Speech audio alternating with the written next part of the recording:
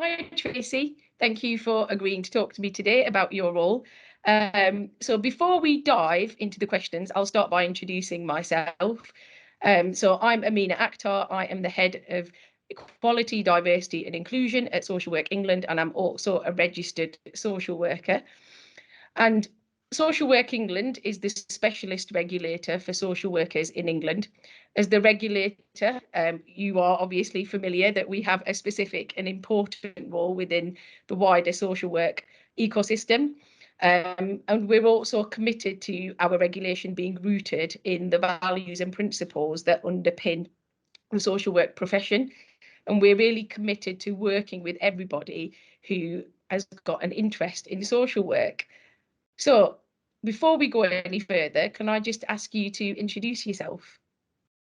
Thank you, Amina. So my name's Tracy Watterson and I'm the Executive Director for People and Business Support here at Social Work England. Thanks, Tracy. So tell us a little bit more about yourself, your background and your role more specifically, and what it is that you enjoy most about it. Okay, so I've a background in a variety of things actually, but I started my career as a social worker here in Sheffield. So I was fortunate enough to get the opportunity to be part of the setup team for Social Work England in the very beginning. And so it felt like an amazing thing to be able to do, to have the social work, to be part of that. Felt fantastic for me because I'd been doing a lot of other things, including diversity leadership in teacher training and working at the Home Office, working in sector skills councils, doing a lot of culture work with people, those kind of things. So when I saw this advert for someone to set up the Social Work England, I was just like, yeah, that's got my name on it because it's in Sheffield. I was a social worker before there were ever professional standards or anything like that. But of course, the standards of social work and professionalism have always been really important to me and gave me the grounding that I took into my career for everything I ever did. So that's kind of how I started with this, and over time I've done a number of jobs here, mainly because we had to set up from scratch, so everyone had to get involved in doing everything, and for the past while now I've been leading the people and business support function here. The reason why we're talking about this today and the reason that the job is advertised is because I'm stepping away now from full-time employment and from this role. So this is a full-time role. It's not the sort of thing you can do part-time. It's a big job. So for that reason, I wanted to step away now, kind of, we're at the right time for me and for the organisation, because we're about to move into the development of our next corporate strategy, which will be really important. So it felt like good timing for that. The role itself is quite, as I mentioned, it's a big role with a lot of components to it, and we are really the enabling service for Social Work England. So it spans. It probably has a different span to some kind of corporate services roles, that people may be more familiar with. So front and centre is people and culture and values. And then all of our commercial, our finance, our IT systems, our infrastructure, our governance, our risk management, our business planning, our internal quality improvement and external improvement, they all sit underneath this. So it's the interest, and it's all led, all areas of the business are led by people who are really good at what they do. So very, very confident, well-equipped teams who lead all those areas. So whilst it has a broad span, people are very purposeful in the way they work and the areas they cover. They are the experts in that. It's my job to lead that and to lead the overall coordination of it. Without that engine room, obviously as a body we wouldn't be able to exist because we're so reliant on all those moving parts.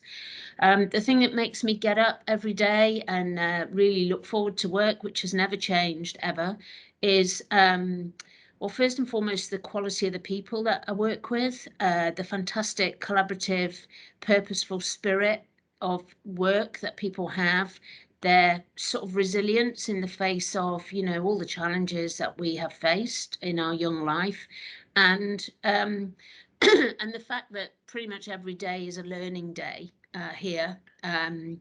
And it's just a joy to work with so many different people who bring so much. So it's a very, you know, very nice. It's hard work, it's busy, but it's very, very nice to work with such great people all across. I completely agree with that. It is a wonderful place to work, and a good little plug for learning and development, which is obviously one of the areas that you lead on. So how does this role make a difference as part of the bigger picture of our objectives? I know that you touched on that more broadly and obviously being the engine room for the organisation, but just thinking more specifically around our objectives to protect, promote and maintain the health, safety and well-being of the public, to promote and maintain public confidence in social workers in England, and to promote and maintain proper professional standards for social workers, which again you touched on when you first talked about not having any standards when you first qualified. Yeah, so our directorate really, because they're the engine for the organisation, so that means that in terms of being able, everyone being able to do the job with the resources they need to do it, that's one part of it. We're also responsible, of course, for bringing everybody into the organisation and for training them and developing them. So the reason our directorate is so important is without people, of course, we couldn't do our job. But it's also a particular kind of person that we tend to look for to join us here. They're people who bring their best selves to work, I guess, and they're really good at problem solving and understanding our purpose. And we know that people feel deeply connected to our purpose. We can see that in our surveys that we do with people, that everyone here knows what they're here for. They know they are here to protect the public. So it's kind of it's a golden thread. So it doesn't matter where you sit in this organisation, and especially in enabling services, people know that they're enabling the front part of the organisation to do what it needs to do. And so every decision made in finance or commercial, or, you know, all the learning and development, as you say, that supports people to do their job better, all of that is for the ultimate aim of professionalism and standards for social workers, and social workers being able to give the best service that they can for everyone who needs those services. So everyone here has that common purpose, and all of our team know that. And interestingly, I think they never lose sight of it either.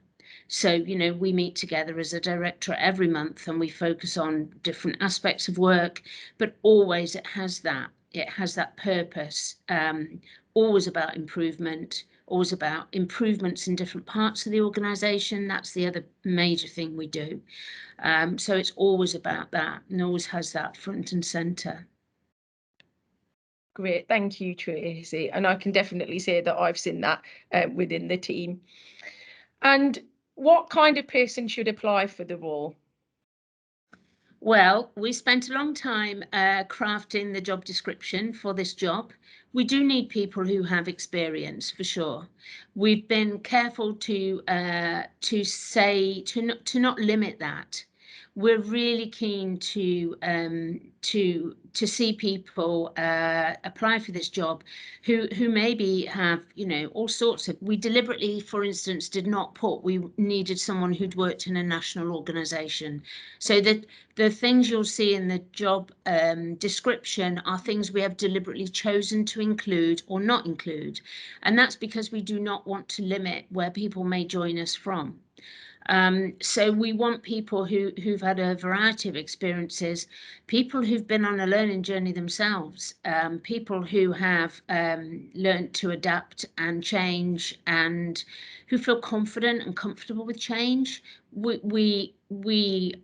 Change is a constant for us as an organisation. We're not particularly trying to get to a steady state, because wherever we get to, we'll always want to be to the next place, because that will be about improving things. And so we've used this phrase called thought leadership. Now, you can argue about whether that's a useful phrase or not. I find it useful because we definitely always want people to bring their best thinking. We've got a great executive leadership team, and we're all very different, but we're united in being able to share our thoughts and then come to a common solution. So we're not in the business probably here of looking for people with a big ego.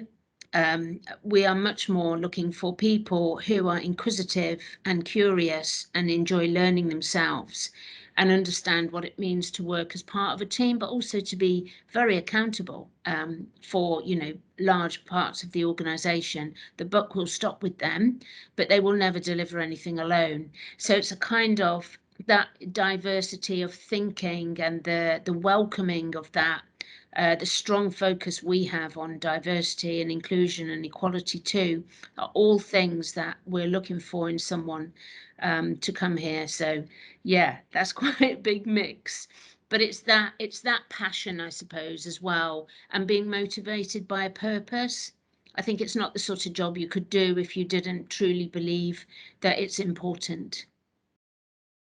Absolutely. And I think, as you mentioned, equality, diversity and inclusion, and again, my area, so I'm going to put a little plug in for that bit. I think one of the key things that you talked about there, Tracy, is really trying to broaden out what we ask for in terms of our job descriptions. And we're doing a lot of work around that to ensure that we are attracting people from really diverse backgrounds and diverse ways of thinking to help us ensure that we are able to achieve our purpose collectively. So I would really echo that.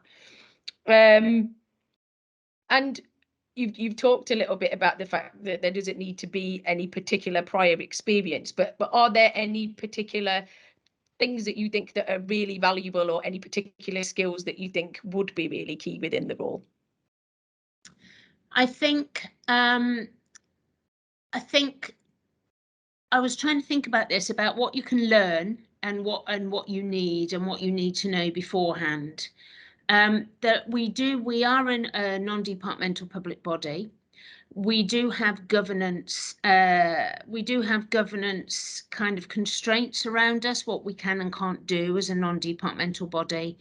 But that is something that you can learn. An understanding of. I did say previously, when I was thinking about this job and when we advertised it, that one of the most important things is to have an extraordinarily good sense of corporate risk, of the kind of things that would there are lots of non-departmental bodies set up, and a lot of them are then disbanded. So having a very good understanding. So there's two sides to this. One is the people, the culture, having a strong sense of culture and organizational development and change and how to keep working on that. That's one side of the coin. The other is a very good understanding of risk and what makes what can bring us into anything that would damage our reputation in any way. And that's why it's also very important that we have very strong controls around things like finance and commercial and all of that. So sometimes for roles like this, you get people who may be too one or the other. So we're looking for the balance between the two. As I say, the people who lead these areas are very well equipped. It'd be great to have someone who had some technological understanding, but then we have people who are brilliant at that anyway. So I think that's the bit that we need to think about. And as I say, someone who's a leader who enjoys continuing to learn and develop, someone who's not afraid of not knowing all the answers. I think they're very important things, and to respect that other people know more about their areas. Your job is to ask the right questions to keep us all still safe and purposeful, if that makes sense. That does make sense, and you've certainly asked me some good questions in the past, Tracy, so I'll echo that. And on a day-to-day basis, what's it like to work at Social Work England, thinking a bit more about the culture that you've talked about so eloquently? Well, number one, no 2 days are the same. I mean, really none. So today we're doing this. Yesterday I had the great pleasure. It was such pleasure to have some training as part of the executive leadership team from members of our National Advisory Forum, who are people that we work with who have both lived and learned experience of social work, who are really fundamental to the way we work. And they will be part actually of this whole recruitment process. But we were having some training on co-production, and it was just so insightful, and it was a joy to kind of take that away and learn and realize that I needed to deepen my own approach to the way we're doing this. So it was very real time. So that was just yesterday. Every week feels as though it's crammed with many different things. The challenges, the discipline to make sure that there is enough space to carve out, to keep planning and thinking ahead. So it's a mixture, really. Most of the time you need to be accessible for people.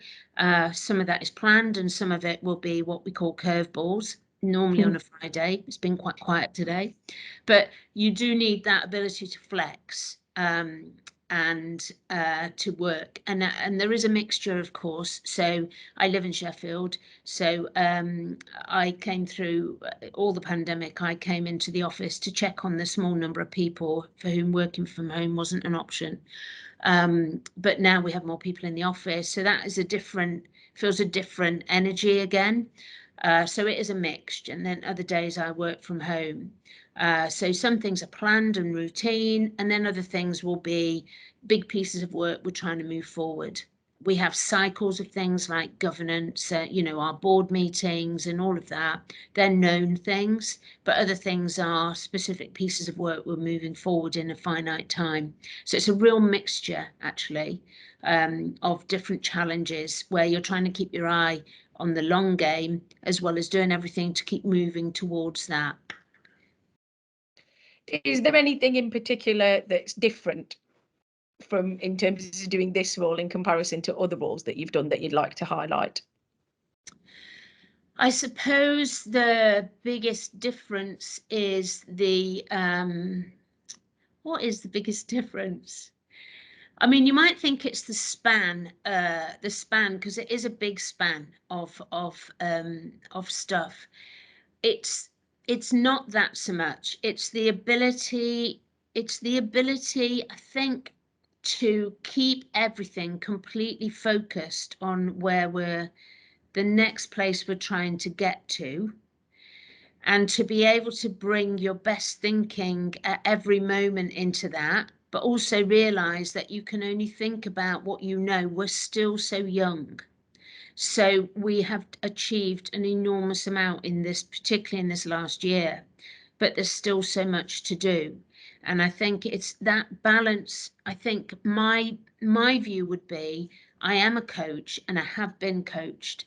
I have to coach myself, all the time, every week, in order to remain completely in line with knowing I can't do everything all the time at the speed I would like to do it, because there will never be enough resources. And we've talked about this before, but that never takes away from the passion and the purpose. And so the job is always to help people not dwell on things where they might not have gone as well as we thought, and always to know that we always brought our best thinking. And it's that coach element to the work, to the way the team works, to keep that lightness of thought so we don't dwell on things. I think that is the major difference, and that, of course, comes back to our culture and values as well. And not to get disheartened if not everything works well. It's never to feel disheartened about that, but to see everything as a learning opportunity. And I think that's where you really have to be committed to the role and to yourself as a professional and as a person. I think that's the difference in this role to any other job I've done, as strongly as it is. I'd agree with everything you said, and I think the balance between maintaining a certain level of pace and still creating time and space to be able to think effectively is really key, and I've really valued that from you. And then thinking about anything in particular that you've learned or gained in your time at Social Work England as an executive director. I suppose I've learned, well, I think one of the things I've learned is about pace, myself. I've always taken jobs which were ill-defined or where there was a lot of drive needed. So that's familiar to me, with, you know, with quite difficult timescales quite often. All of that was familiar. What's not been so familiar to me, but what I have learned a lot from our chief exec, is to understand pace, and to understand you can't do everything, and that's okay. And it doesn't mean anything, doesn't demean anything you do achieve, because we're always thinking about the next thing to achieve. So I think I've learned a lot of wisdom from him. I get a lot of support from him, and a lot of understanding of pace for myself. And I think that's the thing that I've learned. Although, as I say, every single day I've learned something new and different, and being out of my comfort zone, being okay with being out of my comfort zone. Still, for me, that's a learning thing. Myself as a leader, thinking about that every day and what I learn about myself. But really, I've learned the wisdom of pace. And the balance with that. So that's my overall thing that I've got. I've been so lucky to work with someone who's very good at that. Thanks, Tracy. And finally, what would you say to somebody who's considering applying for the role? Why should they apply? Well, they should apply if they want to have kind of the best job of their career. Because for me, you know, that's why when I say I'm stepping back from full-time employment, I won't take another full-time job or anything. That would not please me to do that. It would almost be like winning the Olympics and then doing something afterwards, you know. That I wouldn't want to do that at all. I'd never want to work full-time for another organisation. So I think you have to want to do this very much. You want to have to be committed to it, and you want to have a job with a purpose, where you can get enormous satisfaction from being part of an organisation which has really great people and a great culture. That's what you need to have.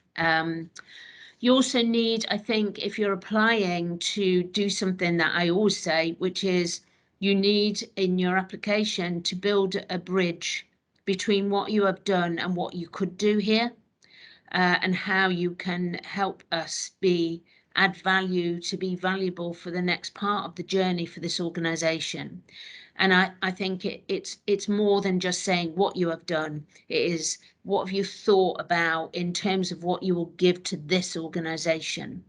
I think that's what we're looking for, you know, for someone to do that if they really want to join us. And we have said, of course, if anyone wants to talk to either me or Colin about the job, you know, they can do. We want the best person for the role, so we strongly encourage anyone to create that opportunity for themselves too. That's great. Thanks, Tracy. And yes, we really hope that you're inspired by what Tracy said, and that you consider applying for the job. And as Tracy said, please do get in touch if you've got any more questions. Thank you, Tracy.